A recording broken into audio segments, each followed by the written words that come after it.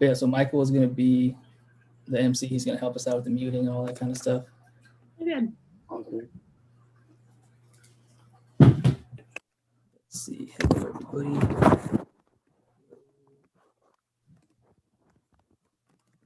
And then if you are watching on YouTube at the same time, you should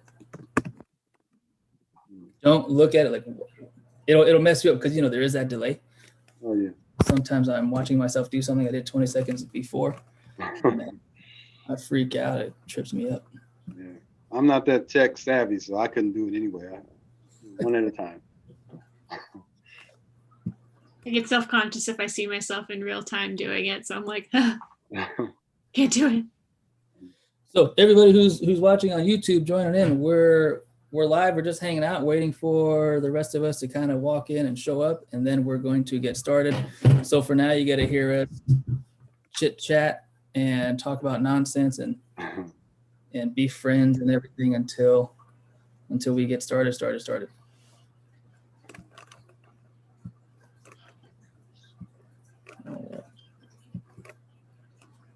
So I'm used to using 2 fingers on my laptop here, but I only have one because I'm wearing these gloves and keep going backwards, messing me up here.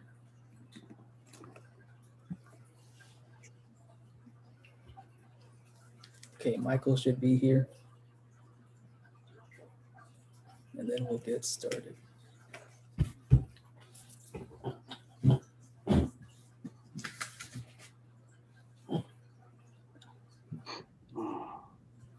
Michael, is that you? Yeah, probably. Hearing ghosts. Could be. It could be Ghost Chad coming from Ohio to wreak havoc on us. Could be.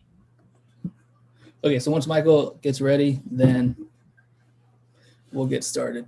Okay.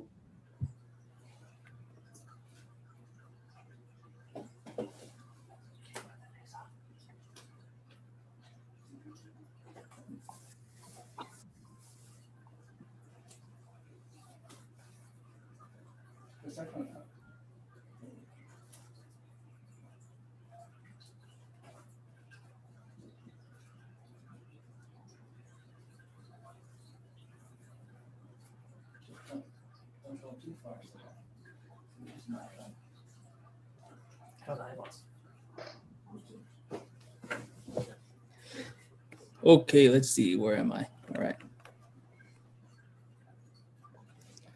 Are my eyeballs straight? Yep. I can barely see. And I can't type because of my fingers. Sorry, you're the star of the show, though. Put that on. I am Ghost Matthew. Okay, I'm gonna. Uh-oh. I think Michael texted us. I can't see it though. That's okay. So we'll get started in a little bit.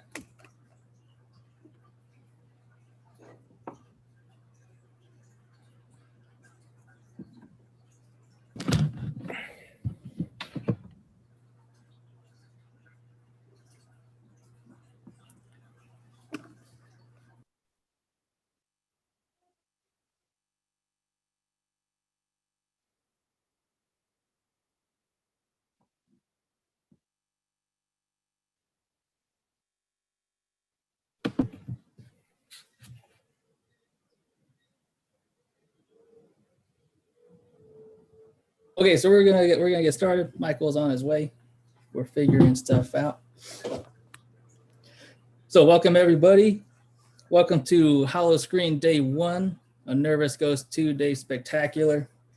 We are not only trying to keep Halloween alive, we're trying to prove that through art, through stories, poetry, and everything in between, we can make beauty out of the ugly and the scary. We can show people that all the stuff that we're afraid of, all these monsters and demons and nightmares, can become something beautiful, something fantastic.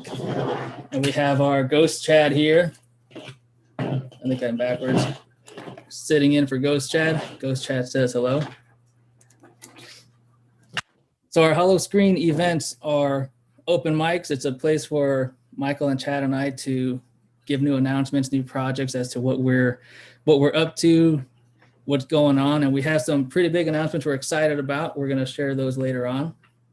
And Michael and I will share some scary stories. I found a few that I'm going to read a little bit later. Not yet, because I can barely see. You know, whoever marketed these things said you can see, and you really can't see.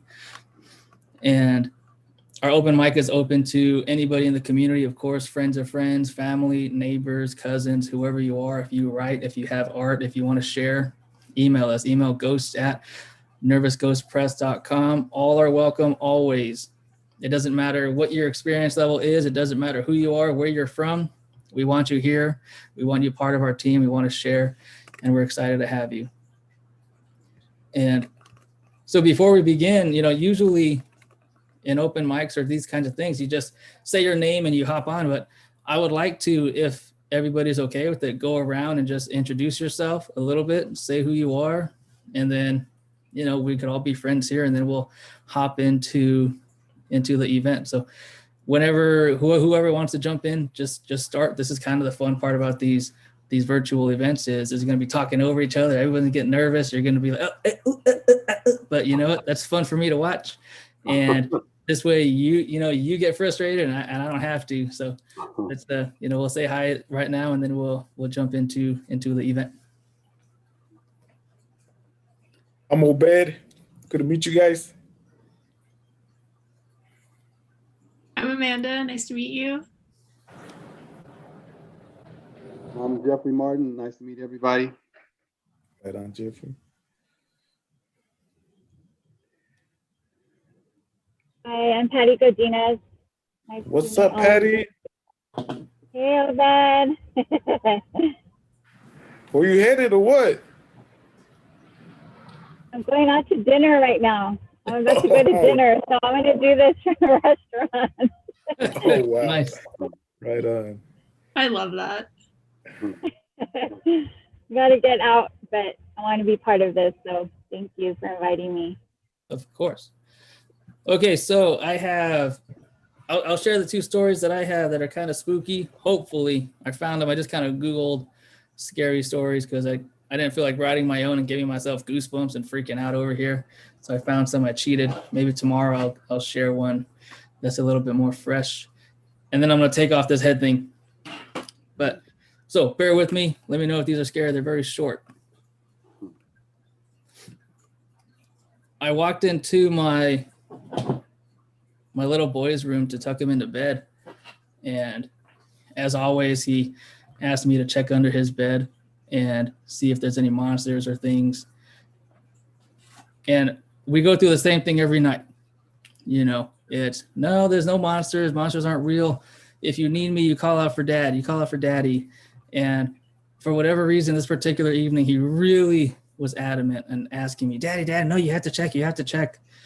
And so just to amuse him, I did. And I knelt down and I looked under his bed in the pitch black and I see him. And he's quivering and he's shaking. And he whispers to me, Daddy, I think there's something on my bed. Oh my gosh, spooky. And then the next one, so that was the first one, very short. And then the next one was, let's see. We went out to the bar today. You know, my friend made me go to the bar. Like, hey, you have to come.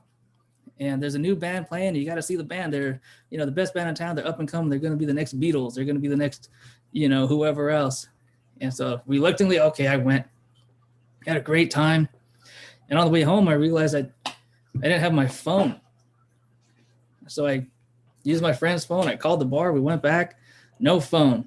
I called the Uber that we were in on the way there. No phone. Checked the bathroom. Checked the booth, the table, everywhere, and nothing. So I finally decided to call everybody in my house. Call everybody, and nobody was home.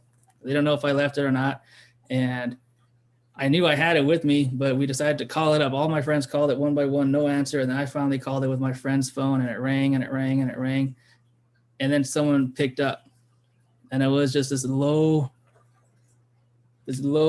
giggle almost. maybe not even a giggle, like just a little buzz of breath. And then it hung up. I called it back, nothing. I called it back again, nothing. So I figured somebody stole it, someone found it on the floor, and it was a lost cause. So we go home, I get ready, I go to bed, I look to my left, and it's my phone on my nightstand where I left it. Ghosts! All right, so those are my ghost stories. Probably not super scary.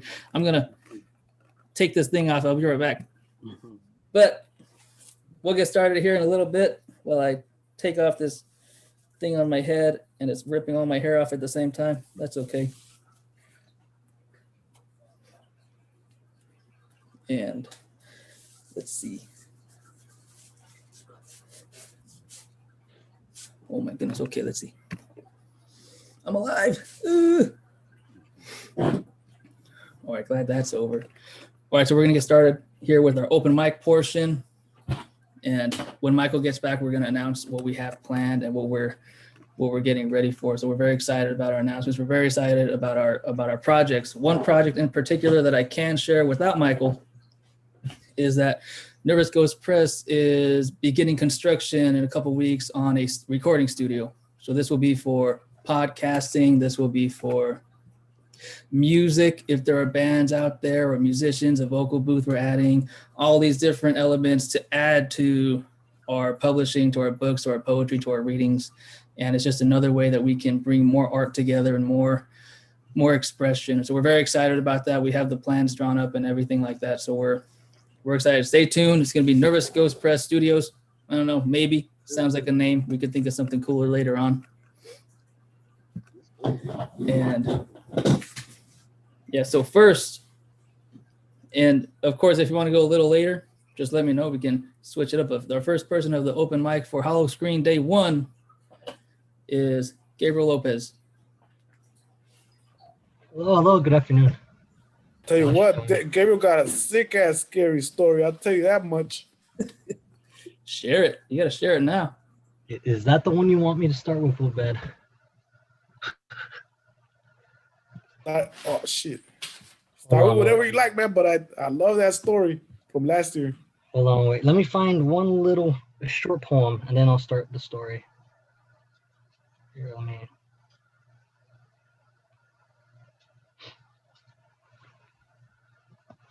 Hello?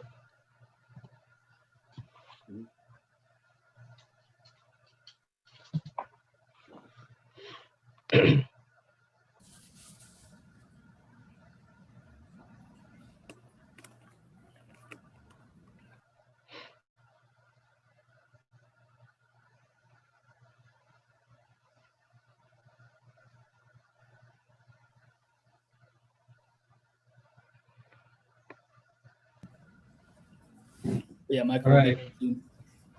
All right, let's do it. I am a little nervous, nervous ghost, but I'll give this a shot. All right.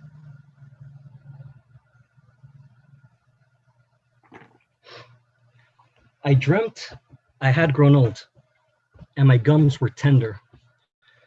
My shoes were rather warm, and my arms and legs slender. I had forgotten the sensation of having teeth. My eyes long ago wasted, I could no longer see. Muscles aching, hands shaking, not really able to move. Weave, coughing, breathing, gasping for air. My mind now empty, my head with no hair. And as my broken body began to die, I glimpsed your shadow gliding by. A moment of comfort, my pain withdrew. I slipped into nothing to be once again with you. There you go. Little short poem. That was good, yo. That was Thank good. You. All right. Ugh, I have nightmares of waking up with no teeth, man. Oh yeah, it's I'm scared of age, man. It's really It's my best asset too. Yeah, definitely. Yeah, my hair. I don't know how I would do without it. Like, I'm just kind of scared. I'm scared. Oh, you'll be all right. Hopefully.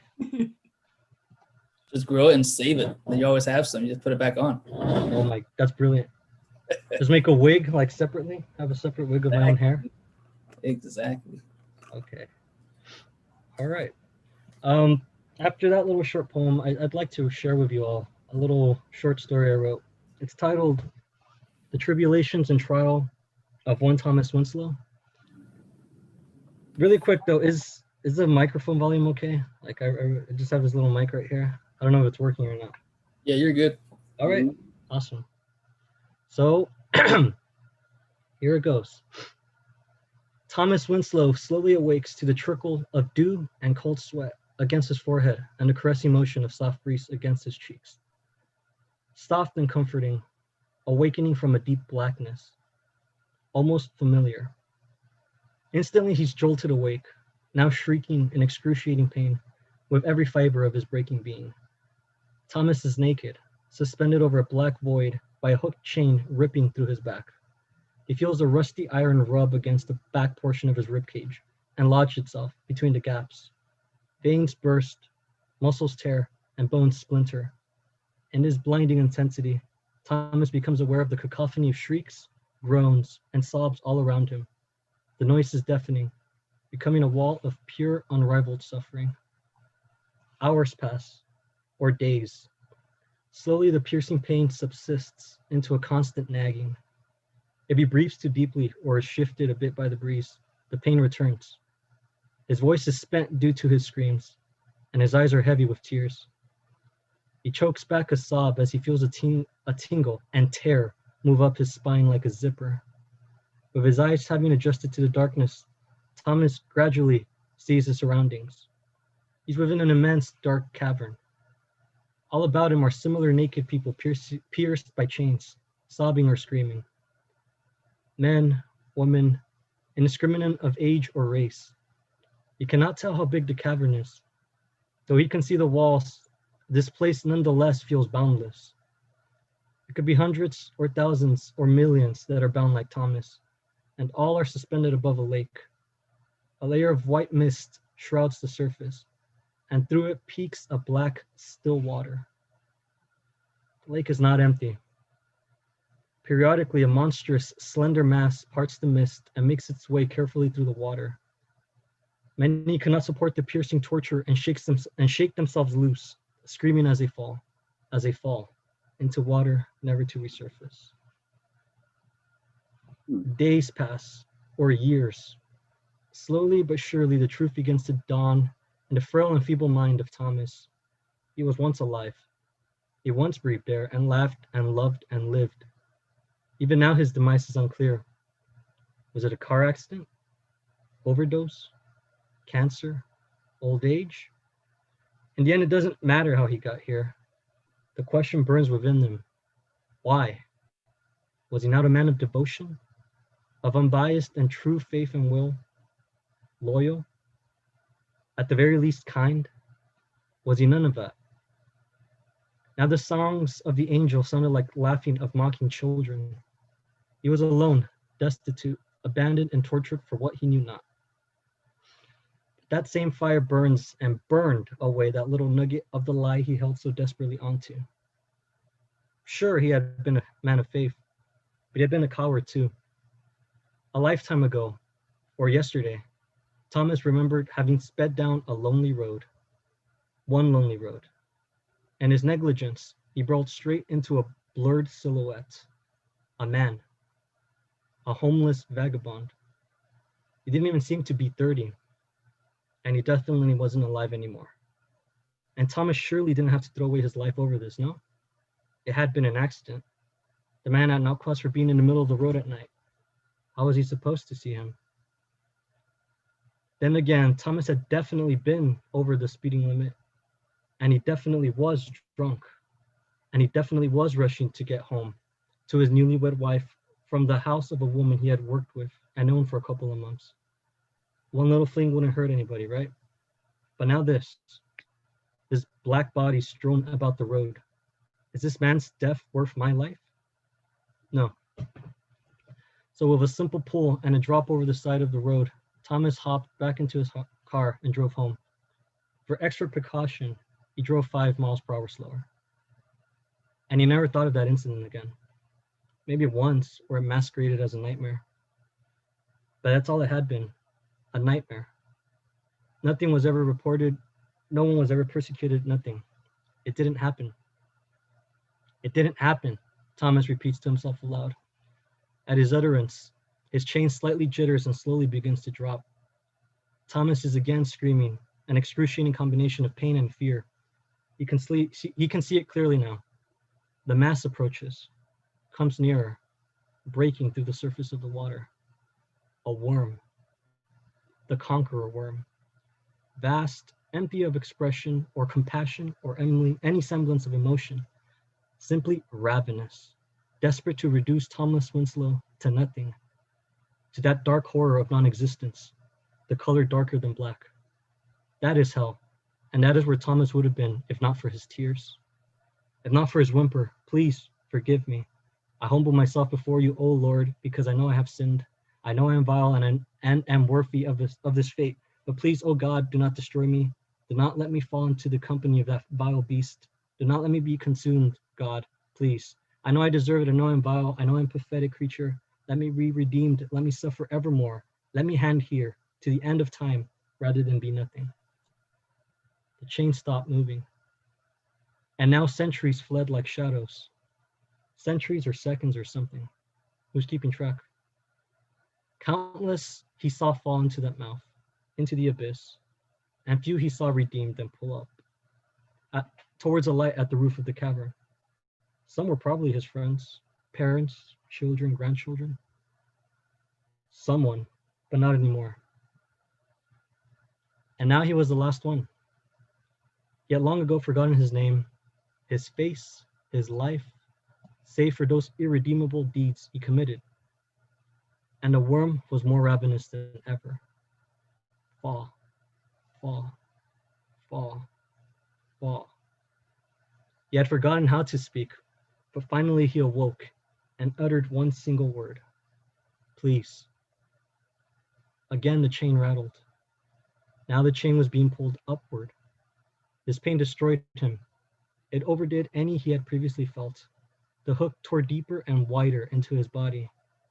He shrieked and thought to himself how easy it would be to let go, to fall. Now, do it now. This is fucking hurting. Go, let go. But no, he had to resist. This was it, the moment of redemption. He turned up, a little cellar opening, shooting out blinding white light. He could hear whispers and children laughing, and the heavy grunts of whoever was pulling him up. He looks down. The worm simply looks on, and quietly, slowly slips beneath the surface. The black water still, and now the cavern finally silent.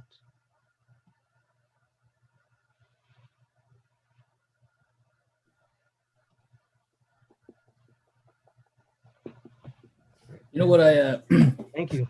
what I really enjoyed about that, Gabriel, was two things in the beginning and then towards the end were these not necessarily super strong images that displayed so much strength, and that was, you know, shifted by the breeze.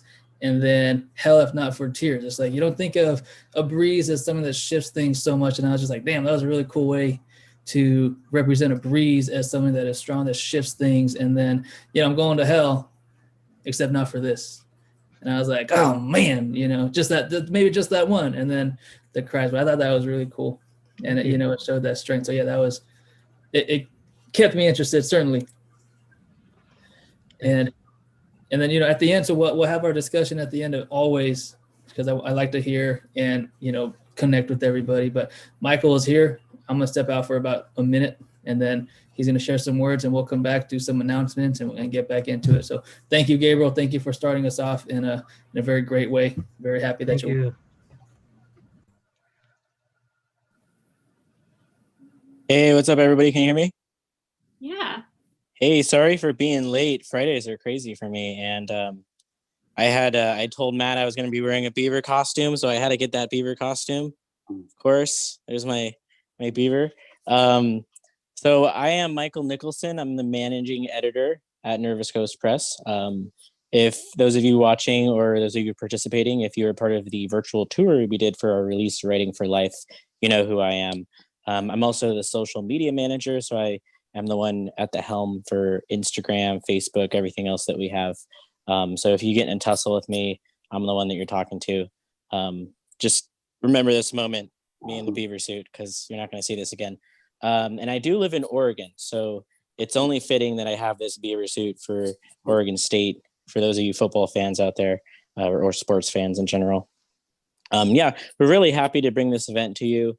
I don't know any other virtual Halloween event for writers like this. It gives us a little platform for Halloween because not everybody can connect with the people they want to, or can have live events like this. Open mics, they're geared towards holidays. Those open mics are kind of a thing of the past, at least temporarily, until we can figure things out with COVID and, get a vaccine and make sure everybody's safe. But it's nice to be here tonight with you guys. Everybody watching, thanks for being here. Thanks for giving us the support. We do have a couple of announcements that I think I'm going to let Matthew share. And one of them is regarding prizes and a contest that we're doing. Not the costume contest or the pumpkin carving contest, but an actual cash prize contest. So I'll let him share the details about that. But we do have 2 Halloween themed contests, one of which is the pumpkin carving contest. And we try to make it part of this live event, but then we're thinking, it's going to be very difficult to have X number of people carving pumpkins at the same time. And some people get really into it. So if they wanted to share open mic, they might be too focused on their pumpkin and then mess up their story, or they might, vice versa, worry too much about their story and then their pumpkin looks like utter shit. But we are having a pumpkin carving contest, which begins today. So what we're going to do is carve a ghost. So for those of you pumpkin carvers out there, if you wanted to carve your best ghost, your scariest, your most frightening, your cutest ghost into any pumpkin and share it on Instagram, on social media with the hashtag HALLOW-SCREEN. That is the name of our event, HALLOW-SCREEN. And on October 31st, we will reveal the winner. And the winner will actually have 2 options for a prize that they can choose. They can either get a free copy of Writing for Life and the journal with a voucher for said contest that we'll be revealing later on. Or you can get a book of your choice and we'll supply that for you. And that's for the pumpkin carving contest. So once again, carve a ghost onto a pumpkin, tag it with HALLOW-SCREEN on your social media. And then on October 31st, we will reveal the winner. And then the other contest we're doing for Halloween is costume. So yeah, we're gonna pick a winner for the best costume. So it's just like the pumpkin carving. It's the same thing. You have from now until October 31st to take a picture with the hashtag HALLOW-SCREEN of your costume. And be fair, make sure it's the costume that you're wearing this year. So I don't think I'm going to be a winner with mine. Sorry, I got this at Walmart. It's not very original, but some of you are very creative out there, and I'd like to see what you guys bring. Scary, cute, anything goes. Yeah. So we want to make sure this event is successful and is as entertaining as possible. I know that we had already started with a story, and I don't really see a clear. You guys didn't make a lineup, right? It's just traditional open mic. Whoever wants to go. Perfect. Okay. I think in lieu of being late, I will read a story. And I do have a story that it's not necessarily Halloween related or like supernatural scary. It's slightly disturbing and more psychological than anything. And I'll be sharing that later on, or at least tomorrow. But I wanted to kick it off with my childhood favorite, and I'm sure a lot of your childhood favorite out there, the Scary Stories collection by Alvin Schwartz. And I will be reading one of my favorite stories. So you guys can bear with me while I find this again. Will you be showing the pictures as well? I will be showing the illustrations. Oh my God. Yeah. No. In fact, there's yeah, I mean, for those of you who don't know, and it's kind of impossible now, but Scary Stories to Tell in the Dark, well, I think that was the debut title by Alvin Schwartz. And this is the front cover, of course, so that's very frightening. Imagine if that was just in your... I actually should have done that when I first logged in. I should have just had this on the screen.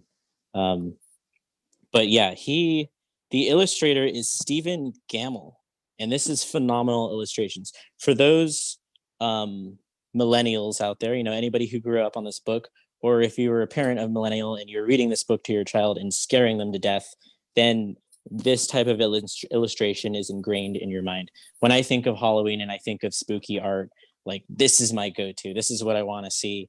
I mean, this bat, like this is just a bat, but that's probably the most disturbing, frightening bat you're ever going to see. And this is a children's book. Keep that in mind. You know, this gave me nightmares. My siblings and I, everybody, it was our go-to, and it still is. You can't see it. I'm not going to show you, but I have a bookcase right here on the right side of me, or I guess the left side if you're looking at the screen. And this stands out to anybody that comes over. They're like, "Oh my God, I remember that," and they want me to read from it. And I was on a Yosemite trip once, and two of my friends read out of this book. And you know, we're all in our 20s. Who cares? It's fun. But I will read a story, not as supernatural as some people may like, but it is called High Beams.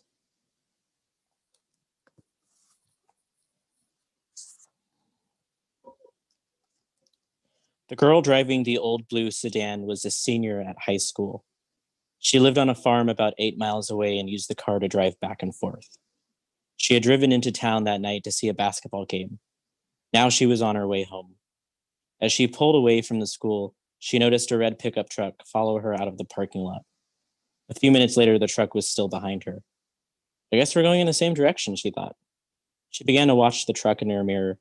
When she changed her speed, the driver of the truck changed his speed. When she passed a car, so did he. Then he turned on his high beams, flooding her car with light. He left them on for almost a minute. He probably wants to pass me, she thought, but she was becoming uneasy. Usually she drove home over a back road. Not too many people went that way, but when she turned onto that road, so did the truck. I've got to get away from him, she thought, and she began to drive faster. Then he turned his high beams on again. After a minute, he turned them off. Then he turned them on again and off again. She drove even faster, but the truck driver stayed right behind her. Then he turned his high beams on again. Once more, her car was ablaze with light. What is he doing? She wondered. What does he want? Then he turned them off again. But a minute later, he had them on again, and he left them on. At last, she pulled into her driveway, and the truck pulled in right behind her. She jumped from the car and ran to the house. Call the police, she screamed at her father. Out in the driveway, she could see the driver of the truck. He had a gun in his hand. When the police arrived, they started to arrest him, but he pointed to the girl's car. You don't want me, he said. You want him. Crouched behind the driver's seat, there was a man with a knife. As the driver of the truck explained it, the man slipped into the girl's car just before she left school. He saw it happen, but there was no way he could stop it. He thought about getting the police, but he was afraid to leave her, so he followed the car. Each time the man in the back seat reached up to overpower her, the driver of the truck turned on his high beams. Then the man dropped down, afraid that someone might see him. And that's the end of the story. And this is the next illustration for another story, and that's pretty freaky. But that is High Beams. That's Alvin Schwartz. He has a number of stories that are just phenomenal. Still give me goosebumps even to this day, even though like even reading it now that I'm older, I'm like, oh yeah, the vocabulary isn't as challenging as I remember it used to be. But the story itself, you know, the essence behind that is what creeps me out. And what I love about Alvin is he actually is a collector of folklore. He has a lot of stories that are based off of folklore. One of them is called the Wendigo, which for those of you who know about Native American folklore, the Wendigo is a very frightening creature. And yeah, he collects a bunch of urban legends, and he twists them and retells them in his own way. So it's good stuff. It's definitely phenomenal. One more time for those of you. Yeah. Does anybody have similar experience with reading Alvin Schwartz with scary stories? Yes, High Beams was one that got cemented into my brain. Like I knew as you were reading it, like what was gonna happen. Like I just didn't remember the title of the story. But also the Window Viper, the Thing, which is like in front of his house, another story, the Wendigo story.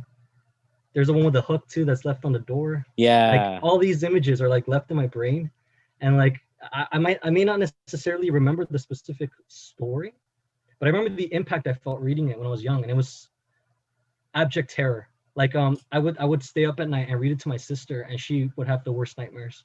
And I felt so cruel afterwards. Like it's like some torture or something, like giving her this like information before she like turning the lights off, So I mean, still pretty darn good. For me at least, it really introduced me to horror at a young age. That and Definitely. Goosebumps by R.L. Stine were what really introduced me to the whole horror genre. Yeah, and I think I mean the word you used, impactful, was great for the young mind who hasn't read much. The scariest thing they might have read or heard was one of their siblings telling this god awful story. But to actually encounter this for the first time, that'll keep you up at night if you're young. And I think they've made a movie or like a TV show based off of it. I haven't seen it. I don't think I've heard too many good reviews from it, but yeah, not many people can convey such frightening images for the young mind as Alvin Schwartz did. So that definitely made an impact on me also. Matthew, you're back. Yeah, I'm here. I'm trying to not move. I can't see. I was switching my view to look to see all the participants, and I'm like, who the heck? I did not know you were wearing that costume. What exactly is that? I have no idea. About a year or two ago. It kind of reminds me of like a Mothman. You have like this dark aura around you, and just the glaring eyes. It reminds me of like a Mothman. It's got these finger things too. Oh, that's like Jack Skellington-esque. That's what I thought he was at first, and then he pulled on the hood, and I was like, well, not as good. No.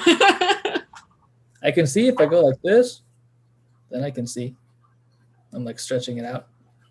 But anyway, so like Michael said, we don't really have a set list today, so I have my own list just in case, by default. But if anybody feels like you want to hop on, and no pressure to go whenever you want, then just let us know, and it's your turn.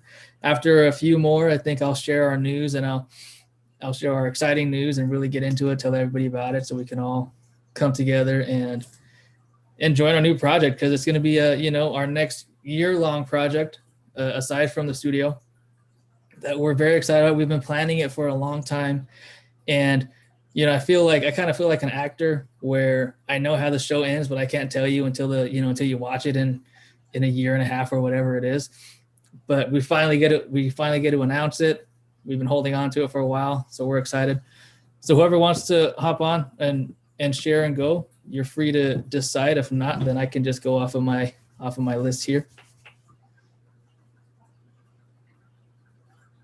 I'm also going to take off this head thing. Aw. It's hard, man. Yeah, it's probably hot in there. I think it's scarier watching you take it off. No. Yeah, what if you took it off and there was no face? Or it was the same face. It was the same face.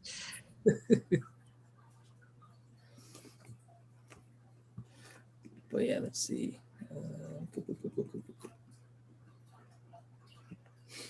Yeah, so Amanda, Jeffrey, Obed, anybody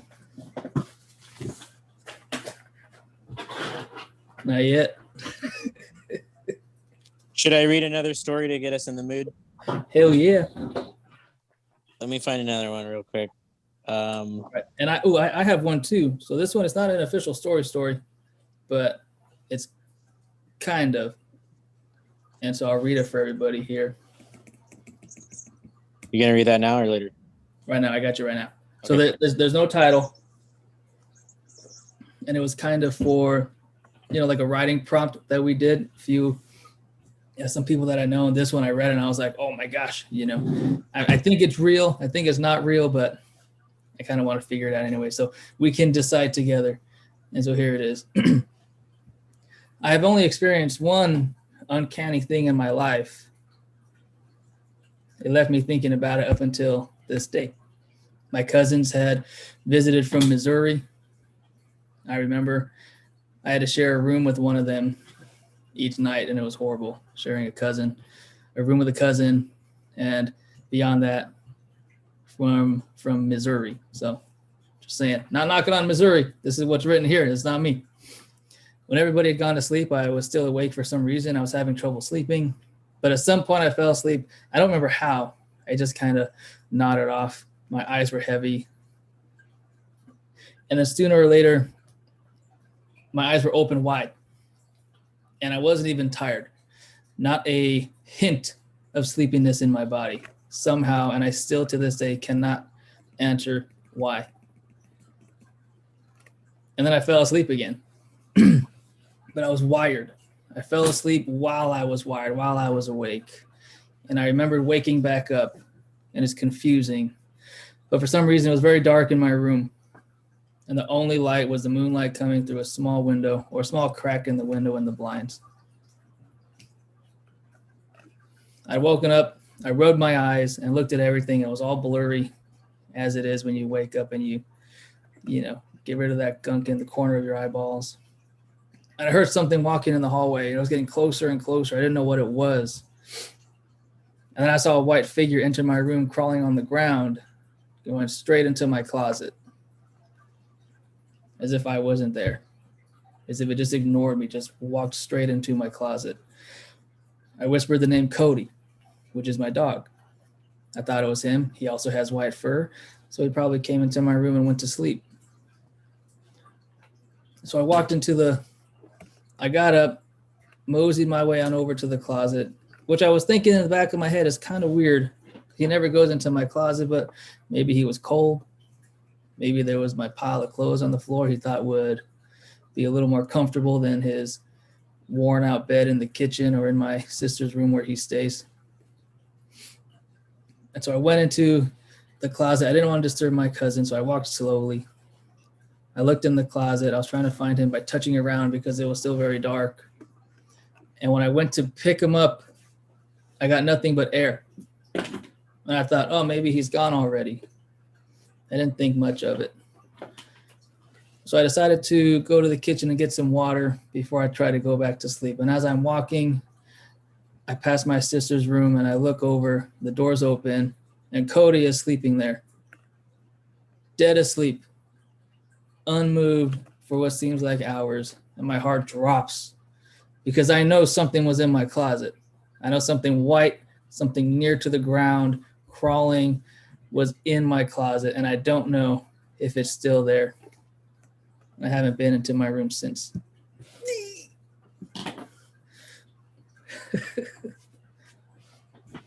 All right, that's all I got.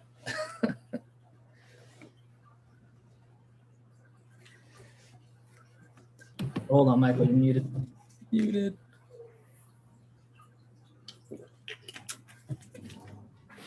Sorry, gang. Classic mistake. When you mute yourself, remember to unmute yourself. Zoom lesson number 23. Yeah, so no, that was a classic finish. I like that, Matt. Thanks for sharing that. There's something about those eerie, inhuman creatures, things, figures, always scary. Our mind tries to fill in the gaps. You know what? I think we can also, anybody, it doesn't even have to be a story that you have written.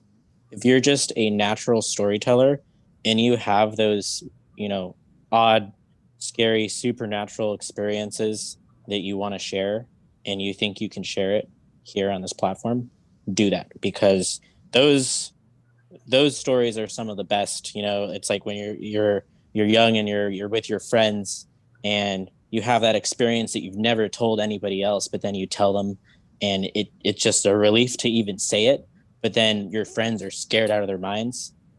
That's what I want to hear too. So great.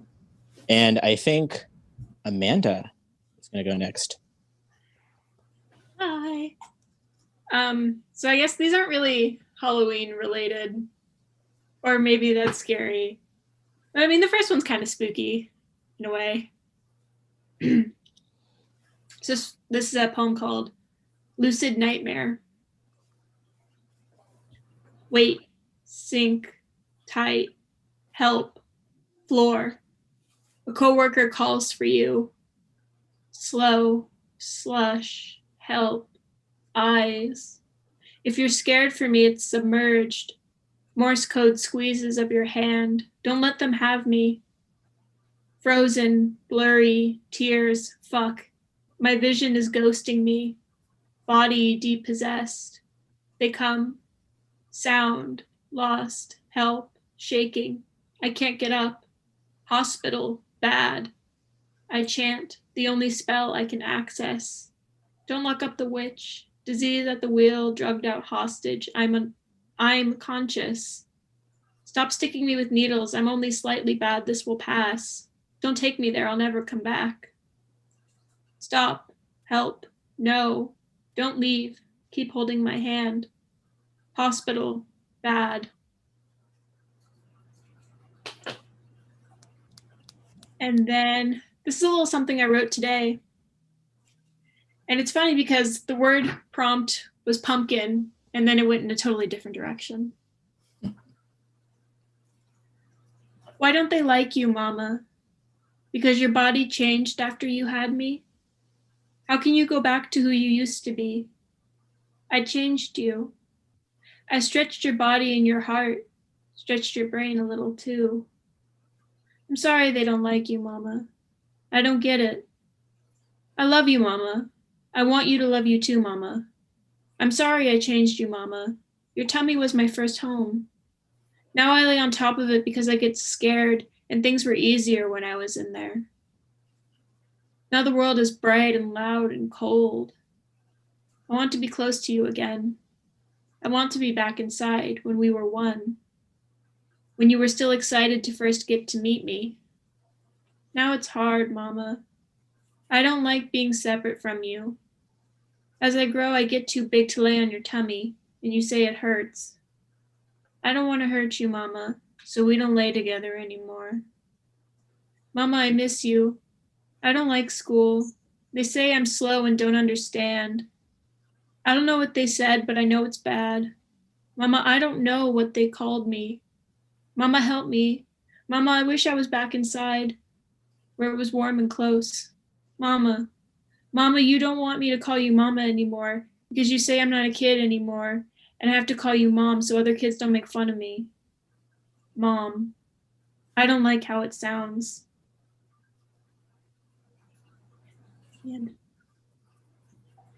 Thank you. Those are fitting, I think. And that first one is real world scary. So that is the most frightening.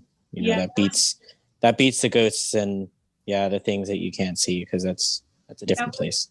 That was an experience. That was the first time I've had a dissociative episode, which is kind of like an out of body experience when your level of anxiety is so high. It was at work. So it was just terrifying. Like I lost all control of like my body and I just totally collapsed on the floor and just went nonverbal. And it was easily the most terrifying moment of my life. Yeah, I think it's poignant too, because, back before we had science, before we had psychology and all the medical fields that we have now, someone could have a dissociative episode and it could have been blamed on them being possessed. Yeah. And how do you share that back in the day when there aren't words like that? There aren't words like dissociation. and you have that episode and that feeling, and nobody else believes you. They think that you were possessed. They think that Satan was inside of you, or somebody was controlling you, and that is very frightening. Yeah, you know, Thanks for Michael, sharing. I was thinking about that as soon as you said it, because, you know, I like to watch a lot of scary movies. And then, you know, something I wanted to bring up earlier today is, you know, the what if. And a lot of times, you know, we're not supposed to ask ourselves what if, because it doesn't change anything. You know, what if I did this with my life? Who cares? But then I was thinking about scary movies and horror stories and all these things that freak us out. And what if there is something in the closet? Well, there's not, you know, they don't exist. Okay. But what if it does? And it just changes everything. And what if, you know, when I was going to sleep and I had a nightmare where, you know, when you wake up, but your body's not awake yet and you're kind of freaking out. It's like, what if that thing that I saw was just a blur, or, you know, my mind trying to wake itself up and rewire itself and jumpstart again to the real world, or to the regular world, or, you know, whatever world. But what if there was something there? What if it was a hand? What if the chill up your spine was because some ghost is just chilling, you know, hanging out with you and you can't see it? And then, you know, as little kids, if you ever are around little kids, they're always like, hey, who's that? You know, the lady with no eyes, or whatever it is. And at some point, when do our brains develop to where we can't see the ghosts? You know, what if they are real when we're younger, and then we get older and all of a sudden we just don't see them anymore, but they're still there and they're laughing at us? But of course it's not real. But what if it is? You know? Yeah. So I just want to share that. Kind of made me think about it. No, like the condition sleep paralysis. If anybody's experienced that, or, you know, minor episodes. I get those severe. all the time, man. Yeah. Those Now things are that frightening. is real. Okay, you see something, you feel something, and you can't fight back. That is real. Dude, Yeah. that shit is scary, bro. I get those all the time. Yeah. We also have night terrors. Those are also there. Yeah. The sleeping And- sucks. I wonder how many night terrors, nightmares, sleep paralysis episodes inspired actual stories or inspired films. Because, I mean, yeah, people have some great ingenuity, but to live through something as terrible as a night terror or a sleep paralysis episode where someone is standing over your bed and you can't move, that definitely has translated into film or writing at some point in time. The fucking Exorcist. Yeah. That's it, man. If I may, I'm gonna tell you guys the story. The scariest shit I've ever seen in my life. Most gruesome shit I've ever seen in my life. And I was about 7 years old, and this was in Mexico, in a rancho in Mexico. It's called Palomas. And I have 3 cousins, and we call them the Saints because each one is named after a saint. You have San Juan, San Jose, and San Pedro. So those are the 3 saints. San Juan is the eldest, San Jose is in the middle, and San Pedro is the youngest. And at the time, he was about 6 years old. And in this little pueblo where we're at, this little rancho, there was a church. And next to the church, there was a little adobe home where the priest lived.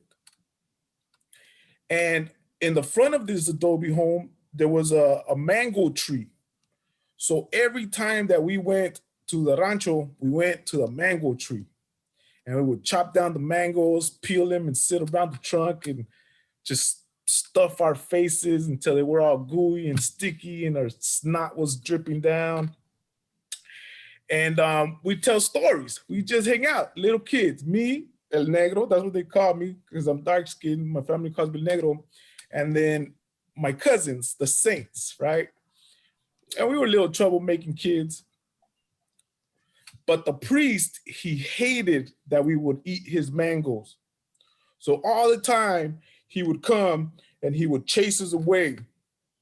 And then one time, this last time when I went, he had built a fence, iron gate fence around his house.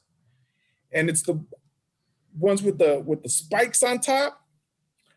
But you know, we were kids, we didn't care. So we hopped over it, and there we were, eating our mangoes.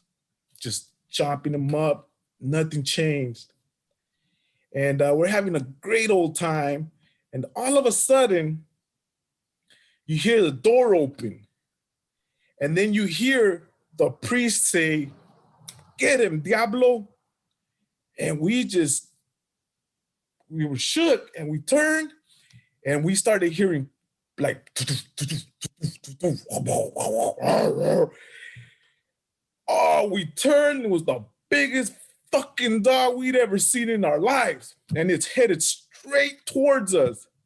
And so we stand up and we start booking it. San Juan, he's all the way in the front. San Jose somewhere ahead, and then I'm third. And San Pedro, the littlest one, he's following behind. And here we go. We're running. We tossed our mangoes, all the mango juice just kind of like pushing back on our faces and are mixed in with our snot. And we're hustling. And San Juan scales the fence. He goes over it. San Jose scales the fence. He goes over it. I scale the fence. I go over it. And we're on the other side. And we're cheering little San Pedro. "Come on, San Pedro. Go, you got this. Go, you got this." And he's coming, man. And he's like 6 years old and a little kid, just running for his life. And Diablo, here comes Diablo right behind them. Whoa, whoa. And little San Pedro scaled that fence like nothing. Boom, he made it to the other side. And we tapped him and we cheered him and we were like, cursing the dog, cursing the priest. But all of a sudden, everybody went quiet, even the dog, because San Juan was staring at little San Pedro. And then we all turned to San Pedro, and where his crotch area was at, there was a puddle of blood. And so we looked at his crotch, and then we looked up at the fence, and on one of the spikes was his little testicle hanging, just dangling right there and dripping blood. And at that point, when little San Pedro saw us all looking at the testicle, he turned up there and he looked at it and he fainted. And that testicle dropped on the other side of the fence and Diablo chewed it up. That was it. That's the day little San Pedro lost his testicle. There's a happy ending to this story, though. Little San Pedro's a father of 3 beautiful, grown men and women now. Scary shit in my life. Yeah, that's an experience. That testicle right there, bro. That's a great one. That's a great story. Wow. Great. Yeah, that's great. The anticipation too. I know. I was like, is he gonna make it? I know. He did. Because you gave us the disclaimer, like this is the most gruesome thing that you've ever seen, and here you're telling us this cheery story about eating some priest mangoes, and I'm like, oh shit, what the hell is gonna happen? It's like not going into a house, you're going into a house that you've never been in, and someone's like, what you're gonna see in there is gonna shake you to the core, and you open it up, and it's all cute and everything, and the whole way in the house, you're like, okay, what the fuck am I gonna see? That was a good story. Thanks for sharing. I don't know if you guys have ever seen a testicle out of the scrotum, but it's not a pleasant sight, man. It looks like a fucking crushed up little prune meatball. I hope I never have to. And Diablo ate it right in front of us, man. Forget about it. All right, that's my story for today. Hard to follow that one, I'm gonna tell you. All right then, thank you. That was I don't know. I don't want to laugh, but I'm glad that he has kids. That it all worked out. He survived. I thought the dog was gonna eat him. I don't know. That's where I thought it was going. And I was like, I know. I was like, you're gonna tell me about a kid getting eaten by a dog? That's the cool, bro. Yeah. But all right, so Jeffrey, do you want to go now, or do you want me to do the announcements and you go after that, or I could announce after Yeah, you? you can announce first. I got to get myself prepared after that one. That was a good story. But yeah, I'll do it after. All right, sounds good. Okay, so Ghost Chad Mackle and I, if you remember, our Far, Far Away but Closer Than Ever virtual tour is over. It ended in September. The anthology has been, I said it before, something that has surpassed what we thought it was. Amanda, there, thank you. Showed it up on the screen here.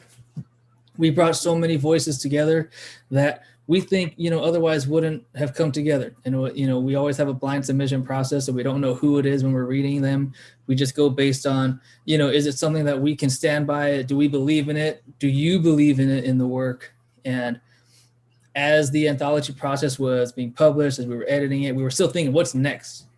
We have to think into the future. We're going to focus on everything now, but also we're keeping our eye at the end of the road and what's coming next, where we're going, where do we want to go? And we were trying to figure out how we were going to proceed, and if we wanted to proceed with another anthology or, something, maybe a music video. No, I'm just kidding. A movie, a script, something like that. But we decided that, we're going with books. And the best way that we felt that we can get as many people together, as many people who aren't necessarily, agented or represented by people, up and coming writers who aren't established. So we're having a book prize, and we're having a prose prize and a poetry prize. And I'll speak about them a little bit today and then more so tomorrow. But what we're doing is submissions open on Monday, October 26th, and it's a 3-month submission window until the end of January 2021.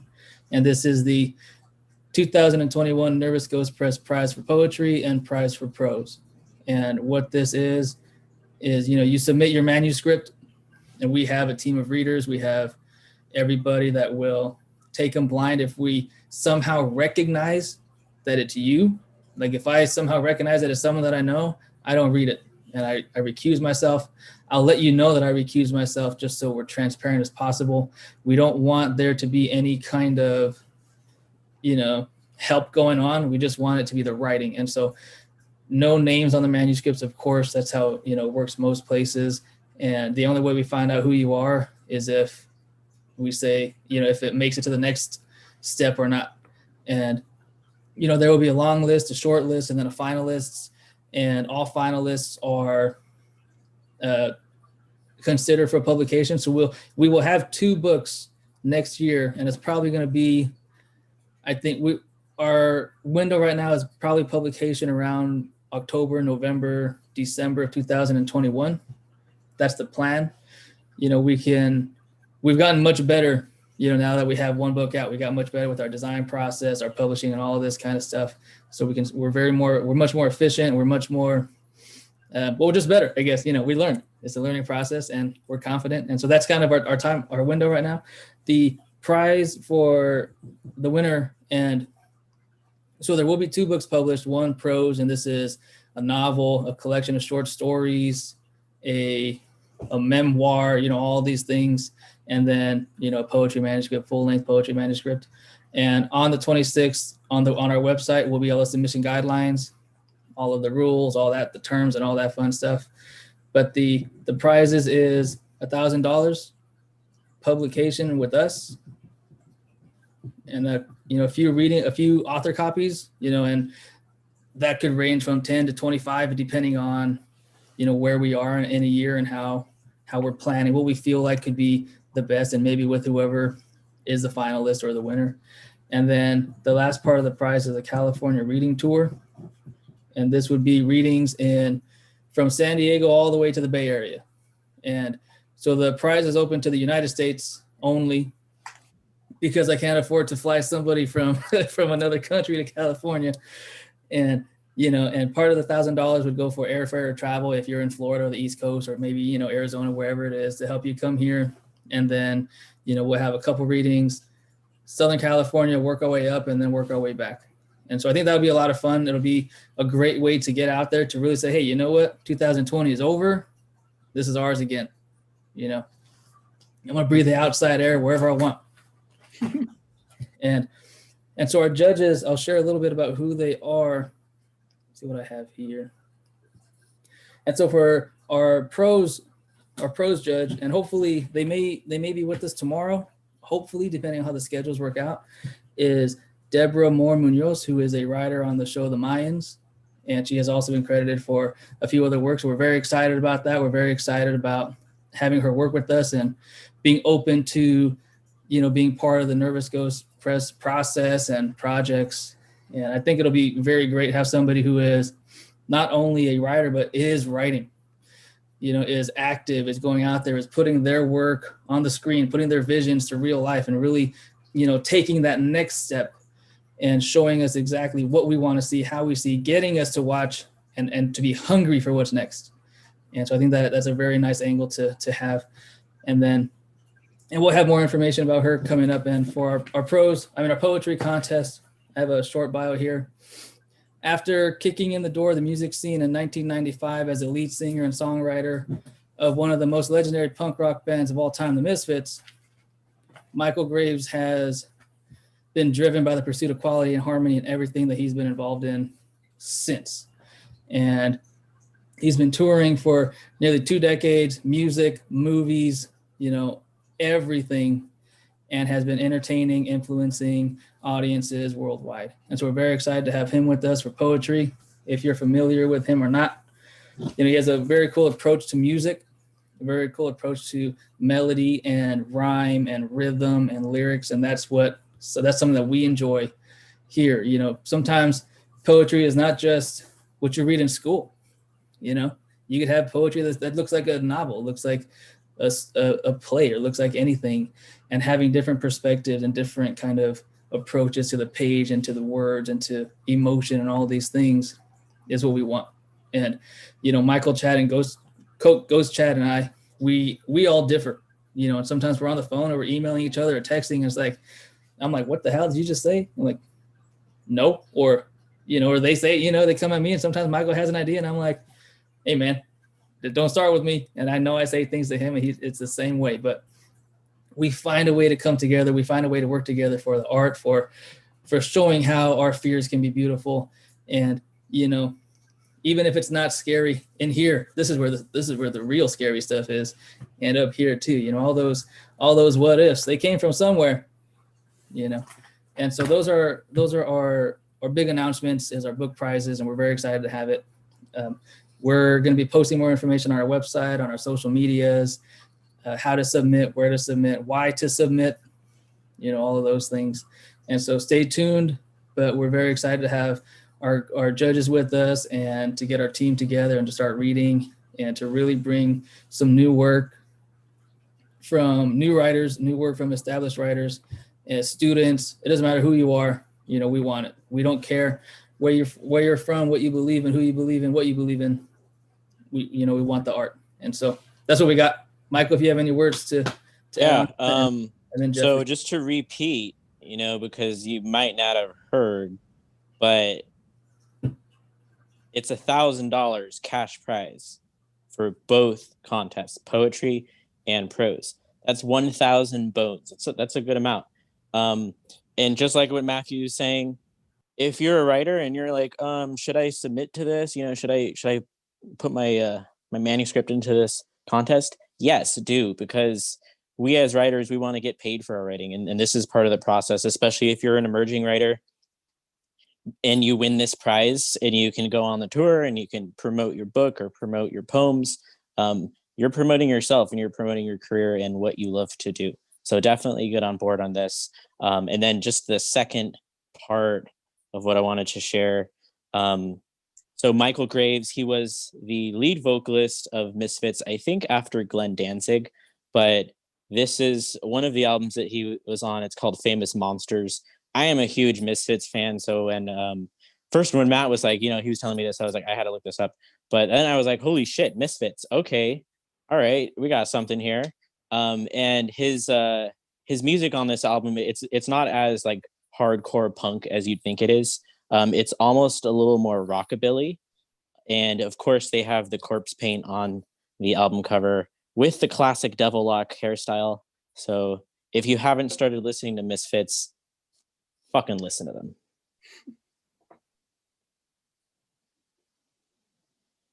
Yeah, very excited. And so to introduce Jeffrey, because I met Jeffrey the first time 7 years ago, maybe 6 years ago, back before I was this Matt, back when I just started getting into performing, and I was all nervous still. My legs were shaking, and everything was shaking.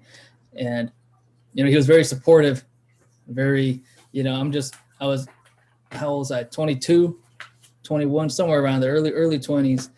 And I had just decided to pursue writing really as a career, as an educational goal, to be into the classroom at some point. And I dropped out of architecture. I dropped out of whatever I was doing and pursued it. And I made the choice, hey, I want to be a poet. I want to be a writer. That's what I got to do. This is what this says, my insides. And having that support from a stranger, it went in such a long way. And so it's cool that, I was speaking at an event that he had, and now he's speaking at an event that I have. And it's just a really nice cycle. So I'm glad you're here, Jeffrey. It's good to see you, and I'm excited to hear you. Good to be here. Yeah, I don't know if I'm really prepared. I have we were talking earlier, somebody had mentioned earlier about having dreams. A lot of stories that I come up with are dreams. And I had one where I couldn't wake up and somebody was coming up the stairs, scared the shit out of me. I mean, really, it felt so real. So as you guys were talking about that, I'm like, wow. But a lot of my stories come from dreams. And this is, I don't know if it's too long. No, it's like 5 pages. I don't know if I should read that or just read a poem. It's up to you. You guys let me know. I don't want to, it's not, well, it's called Spotted Vision. And it has a little gruesomeness at the end, but I don't know. Maybe I should just read poetry. I'm not sure. I'm not sure. I don't know. Anyway, I'll just read some poetry because I don't want to be on here too long. I'll just read some poetry. I had I guess me and a coworker were talking about just life. She was from Iran, and we were talking about life in Iran, life here, life for women in Iran, life here. So it was interesting. And so I came up with this. I don't know if you guys can see this. I had a chance. Oh, let me say this. I had a chance to interview Noam Chomsky. It took me like 6 years to finally get down and sit with him because he's so busy. But I interviewed him right before the COVID hit, like back in November of 19. Had a chance to interview him. And based on the interview, I wrote these poems kind of dedicated to him. Well, in the midst of doing that, I talked to this lady from Iran. And every poem that went into this book, I sent to Noam Chomsky, like I wanted his blessings because I wanted to create a book. So every poem he said, oh, I like that, just do it. And so I don't know if you guys can see, that's me and him on the cover. But anyway, this poem came out of a conversation I had with him and the lady from Iran. It's not really scary, but just talking about life. It's called Coin in the Desert. And how we can be voices, us writers can be voices for the voiceless a lot of times. So it's called Coin in the Desert. We bring you the pen and utensils required to tell our truths, that we die in the fields alone, no one close enough to hear our screams. We cry unobstructed, our hopes for our children are common, but we don't expect much. And they see in our eyes. So we bring you pens and utensils to leave our stories upon the landscape, thanking you beforehand for giving us a voice. We sing so well, but in whispers. Our enemies cannot see bits of promise nestled between heads and pillows. We read your words and say quietly, he speaks for us. Thousands of years have tried to erase us under sand and blood, and victory yells, and yet you pick up a pen admitting that you see us. Unapologetically, you light a candle under starless skies, unafraid of the brush fires that may come your way. And so we save coins one at a time to make sure you have pens and utensils to always write. That's Coins in the Desert. Not scary, but lifestyle. Love that, bro. Hey, life is scary. Scary enough. Thank you, Jeffrey. All right, so we're gonna start our Q&A. And of course, our Q&A is open to everybody watching, texting, emailing, and of course, all of us. So the things that I like about the Q&A is to have each of us communicate with one another. So, you know, if you liked something that someone said, or what's the approach, you know, how did you get that interview? You know, it took 6 years. What's the process? You know, things like that. I really like having all of us come together and speak with each other, to learn from each other, to share with each other, because that's not something we often get. Usually it's, you know, someone asking one of us a question and responding, but I want you to ask each other questions. You know, ask Michael why he decided to be a beaver and where's his beaver teeth. You know, you gotta have the beaver teeth. Oh, there they are. See, question asked and answered. Perfect. All right, so Michael, so let's start the Q&A, and I'll try and think of some questions too. Yeah, I had a question on YouTube. Where'd it go? Where was the question? Let me see if I can find it. I lost the comments. You know, technology these days, there's always an update, and then I get confused, and I'm like, what happened to how it was before? That's scary when you can't figure out your technology because of one simple update. It's always worse when it's right before you have a presentation and it updates that night. And then you're like, no, I prepared for this. I did. And everyone's just like, no. Okay, so here's a question from YouTube from a Jonathan Cohen. Abed, what's your costume? I was Little Red Riding Hood, but it got hot, so I took it off. That's funny. Oh, I guess that was that one question from YouTube. I thought there was another one. Really? They just want to know what my costume was? Jesus Christ. Oh, okay. Okay, so from Jesse Ray Tovar to Matt, what are the names of the stories Matt Mejia read? I don't think I have the names. I know that I just kind of Googled them. I have a website. I don't know if they're on here, but I Googled, you know, I just typed in Google scary stories. One of them was like 12 stories you can't read alone. I don't know. I was too scared to read them because I was alone. But, you know, I had to listen to the title of the article, of course. And the other one, I think, I don't know if they had titles. I think it was just, you know, a list of things, and they were just kind of there. But yeah, we could think of titles. I don't know. Yeah. Oh. Don't have a crazy, scary child who has a monster in bed, like something like that. Yeah. So I do have a question about horror, but first I have a question for the participants, and this is just a silly question, but does anybody know what this is? Ghastly. Close. If I got it wrong. Oh no, is it Haunter? Gengar. Oh my god, Yeah. I got it wrong twice. You were naming off the lower evolution. Sorry.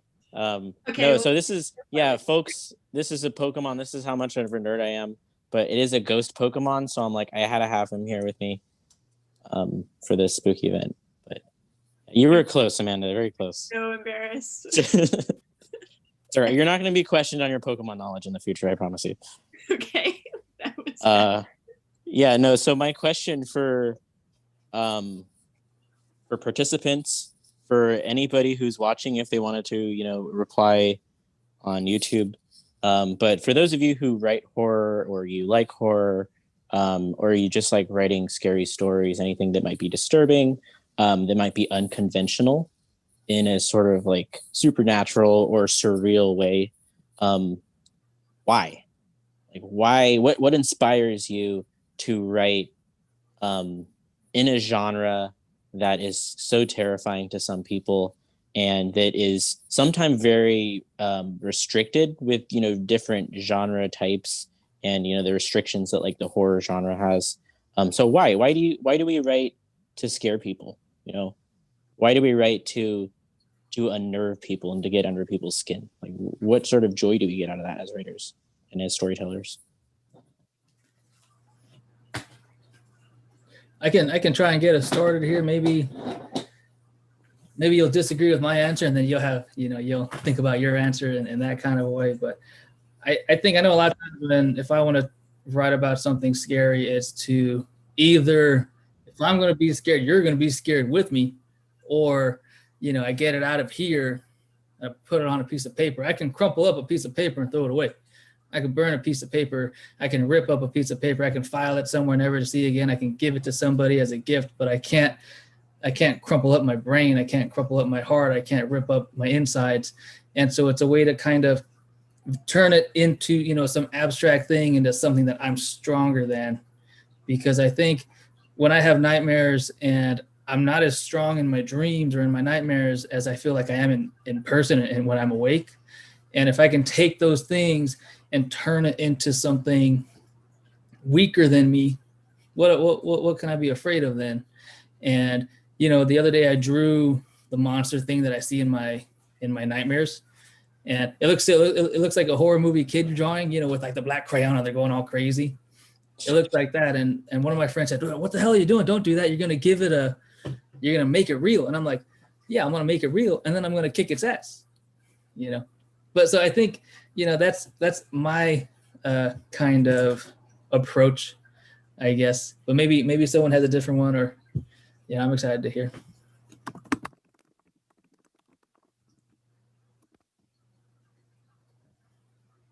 It's just to get that out. I used to have a lot of bad dreams as a kid, and one of the ways that I dealt with it was writing it out. For me, that just it didn't help right away, but if I continue with it, those monsters would be less in my mind and more on the paper. So it helped me just get that stuff out. Absolutely. Yeah, I think for some people, it's like, just like you mentioned, it's the way to kind of work through their own fear or anxiety. And what scares them, they know might scare other people. So they're like, yeah, let's make a narrative out of this. And the reason why I asked that question is because I don't even think I have a clear answer for myself. And I love writing scary stories and horror. I don't have too many stories, like actual prose. The one that I'm going to probably share tomorrow, it's called Orland the Obscure. And it's one of the few that I would actually like to retell because I enjoy it so much. But most of my other stories are either ideas or they're outlines or they're scripts. And some of them are very, very disturbing, and I'm like, how did I come up with this? Like, I didn't have a traumatic childhood. Like, what the heck?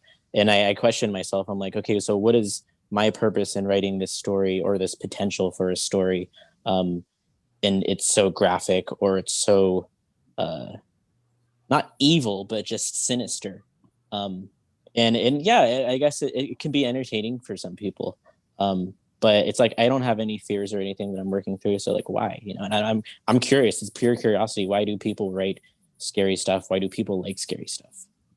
Aside from just being scared, there's gotta be something deeper than that. Yeah, maybe some of us aren't as lucky as to not have fears we're working through, Michael. Michael. Sorry, I mean, damn. But before we continue, very quickly, one of our readers hopped back on. They're at dinner, so it may be a little loud, but we want to try. And so I want to introduce Patty Godinez to hop on here and see if we can share. If not, then if it's too loud, we're gonna come back tomorrow and really knock this out of the park. So Patty, welcome. We're excited to have you. Thank you. Can you guys hear me? Yes. Yes. So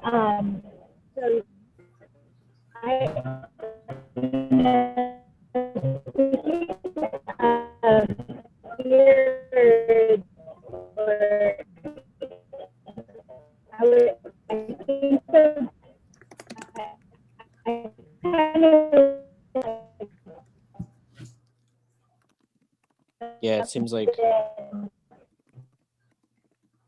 does sound spooky though. does sound spooky. Patty, I don't want to interrupt you, but the audio is actually, yeah, it's a little warbled. It's funny because I have this piece that I wrote, and Kind of about, we'll just see. I'm going to read it. But it's kind of about, It might actually be too choppy to. I don't think any of us are really. like the voice that kind of haunts us within ourselves. It's just like our own self. So, Patty. are you having a hard time hearing me? Yeah, it kind of it cuts in and out. It's kind of like you're a robot who's on its last battery. But Yeah. Let me hold on a second. Let me check something out. Let me take off my headphones. Maybe that'll help. Hold on. all right, and if not, then we If have not, tomorrow. we'll try it. I'll read it tomorrow. Yeah, there's no problem. No worries. Technology is scary, people.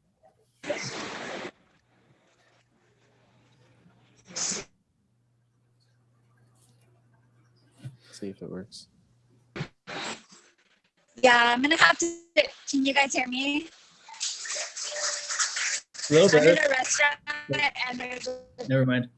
Dodger game going on, so I think it's probably not gonna. You're not gonna be able to hear me.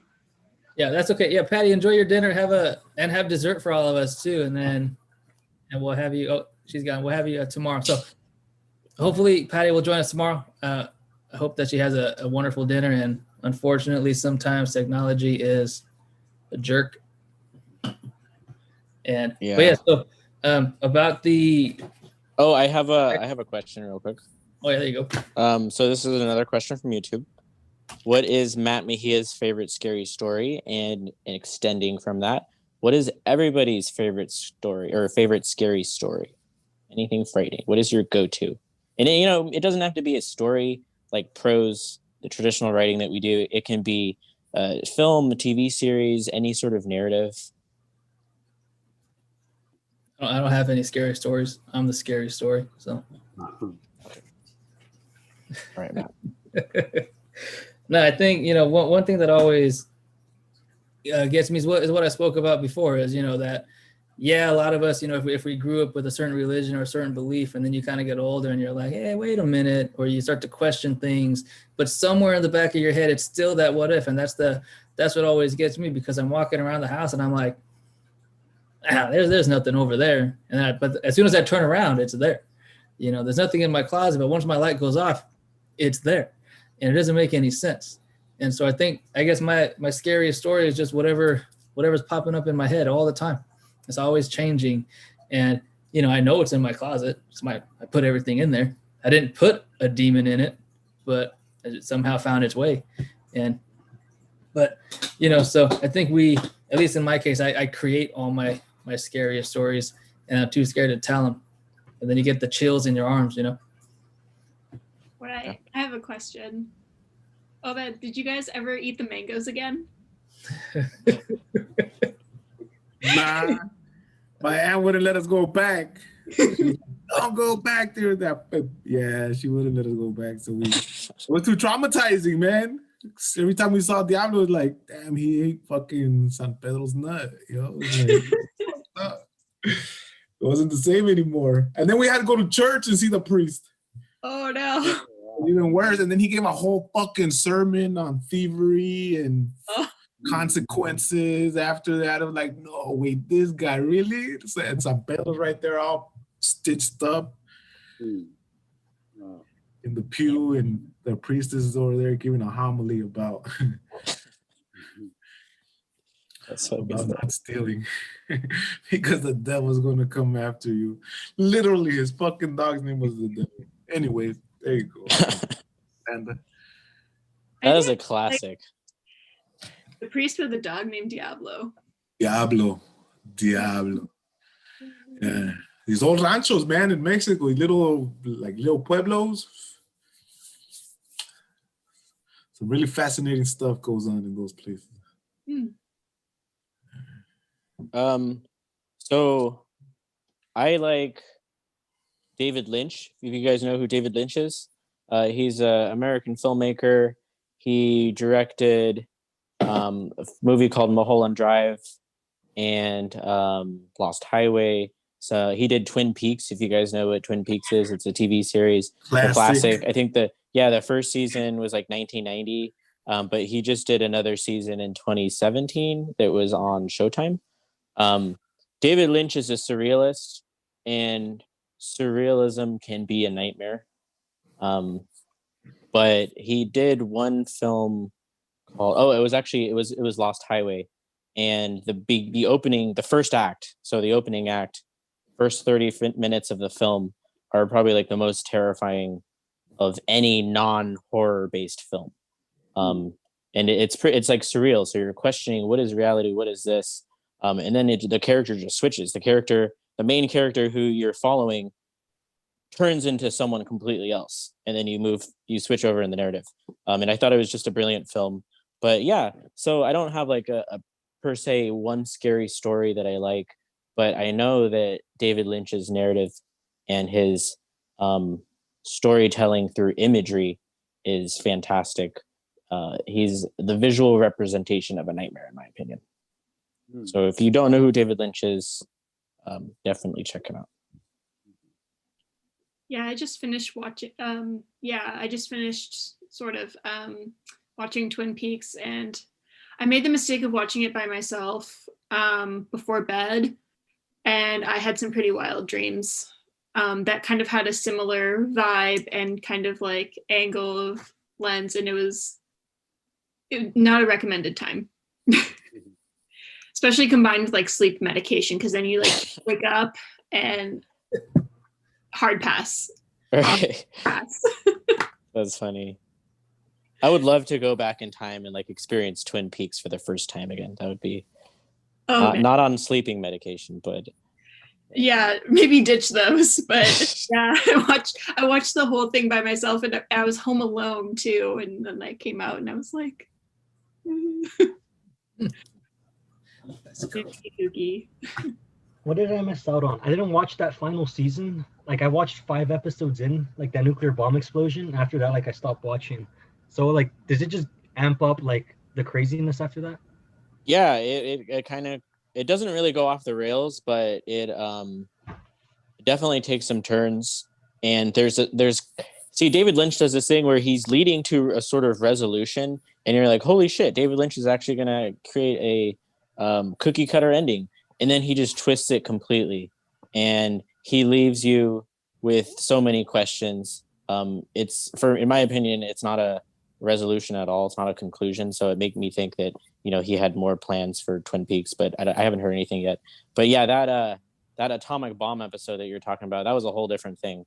Yeah, that was some experimental cinema. That was experimental. That was like classic Lynch from the 70s. Yeah. I was watching that and I'm like, I was slightly disturbed from the whole thing with all the imagery and like those weird people and the makeup they had on. But out of context, if you just show that to someone, they're like, how the hell is this on cable? Like, who the fuck would pay for this? Exactly. But yeah, no, that's a good. Eraserhead on a higher budget made into a TV episode. Right. Like, that was it. Like that was pretty incredible. But, yeah, and for those of you who don't know, Eraserhead is actually one of his staples. He's part of like the new Hollywood movement of directors, and Eraserhead was done as, I think, his debut. Yeah, it was his debut, but I think it was actually his graduate project for the American Film Institute. He was actually one of the first members of the American Film Institute. And it was such a good, terrifying film that Stanley Kubrick showed it to the actors of The Shining. So he showed it to Jack Nicholson and Shelley Duvall, and to put them in such a nightmarish mood that they could pull off The Shining. So that gives you a little bit of an indicator of Eraserhead. It's not as scary, like it's not like a horror film. You're not going to go in there and see demons and shit, but you're definitely going to have nightmares. It's I can't say anything more about it. It's just it's an animal. Awesome. All right, so if anybody has anything they want to share, any projects you're working on in a personal life, or working on any books, you have your Twitter and everything, let us know. We can have it here. You can let everybody know where to find you, where to find more of your work, where to keep up to date. And then if after that, or if not, then I'll have my closing statements and Michael will have his, and then we'll thank you very much for being here. But so does anybody have anything? And if anybody's watching, you want to, or you watch this after it's uploaded on YouTube and you want to find out where they are, I'll let you know where they are. Oh no. But I don't think we have a disclaimer for that. I don't think they signed anything. Oh man. Yeah. No, it's cool. Go ahead. Thank you. Oh, Michael, go ahead. Oh, I was actually going to say, Matt, I think I'm going to leave Nervous Ghost Press and submit to this contest. Yeah. JK. Let me hurry up and finish the manuscript I've been working on real fast. Yeah, I'll be back right after. Yeah. Thank you everybody for joining our HALLOW-SCREEN event day 1. We'll be back here tomorrow, 5:00 p.m. Pacific. And we have new readers, different announcements. Again, we have our costume contest, our pumpkin carving contests that we will announce the winner on Halloween. And so you have until Halloween to email manager at Nervous Ghost Press. You can tag us on Instagram, Twitter, Facebook, and our website. At least try, hopefully you can get a newspaper and say, so we know it was this year and this October. We don't want you to have something that, you and 8 friends worked on together 5 years ago. That's not fair. It has to be this year. At least we have some integrity here. And I'm going to try and do one. I think Michael will try and do one too. And so we'll come together and we have those prizes. We have our book prizes. We'll be giving out more information as the evening goes on tomorrow and the next week, couple weeks, and throughout the submission process until January 2021. We're very excited about working with the judges, reading the submissions, and publishing some high quality work, and something that we feel can really get out there and show who Nervous Ghost Press is, what we stand for, the quality of work we stand for, the writing we stand for, and the power that we hope to bring to the world and to you and to all of us. So stay connected. Of course, on all our social medias are on your screen now. Instagram, Facebook, Twitter, YouTube, Nervous Ghost Live. We have over 100 subscribers now. I've been trying to say that. That's a milestone. I don't care about all these, millions and millions of people watching people on YouTube and all the makeup stuff. We have 100. I'm cool with that. And so it's very exciting. We're growing and we're learning together, and we're very excited to have Obed, Jeffrey, Patty tomorrow, Gabriel, Amanda, everybody else that's joining us today, joining us tomorrow, and joining us for our future events.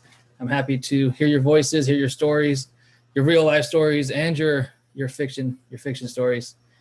And it certainly makes me feel, happy, that I'm able to do this. And just like with our fears and writing scary stories on paper, doing this helps me, not worry about speaking, because I have to. It makes me do it, and I have to do it. And if I had a choice, I'd rather do it well, or at least a little bit, than cry under the table.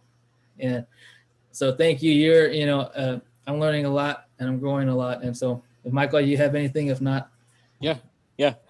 So yeah, just to reiterate, he had social media up there, but definitely get involved on social media if you aren't already.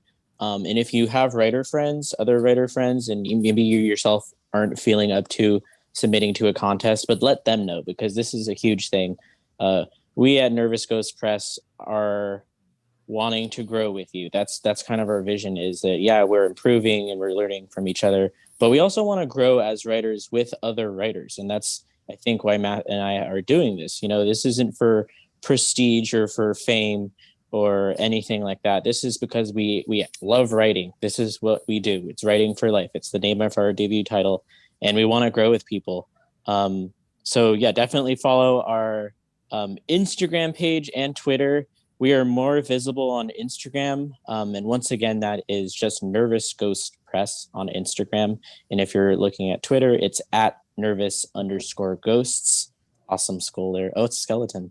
But yeah, we want to make sure that this contest process is also as easy as it can be, and as fair. And it's a huge thing. This is ambitious for us, but it's worth it. All right. So thank you again, everybody. And we will see you tomorrow, 5 o'clock Pacific. Email me, email us, tag us if you would like to join. Everybody is welcome. I don't care where you're from, who you are. If you want a voice, we're going to give you a voice and we're going to share that voice. And so have a great evening, everybody. And we'll see you all tomorrow. Thank you much. Great.